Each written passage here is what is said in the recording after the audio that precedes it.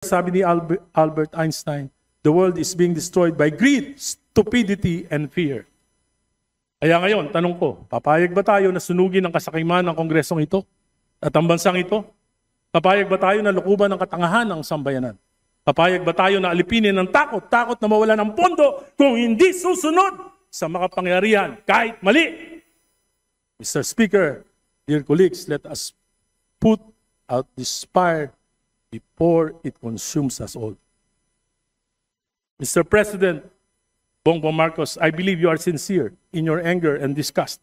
I believe in the sincerity of your tears, but this ain't enough. Bold action would require a will to implement painful political reforms. Isa rito, sundin ang konstitusyon, isama sa legislative agenda ang anti-political dynasty bill kahit laban ito sa interes ng iyong pamilya. Mr. President, put your best foot forward. Ang pinakamainam na pamana ay sakripisyong pansariling interes para sa makasaysayang reforma na hindi nagawa ng pinakademokratikong Pangulo. To Vice President Sara Duterte, lumalaban ba kayo para sa political supremacy ng inyong pamilya o para sa ikabubuti ng bayan? Naniniwala akong politically motivated ang impeachment. Pinangalagaan kayo ng konstitusyon.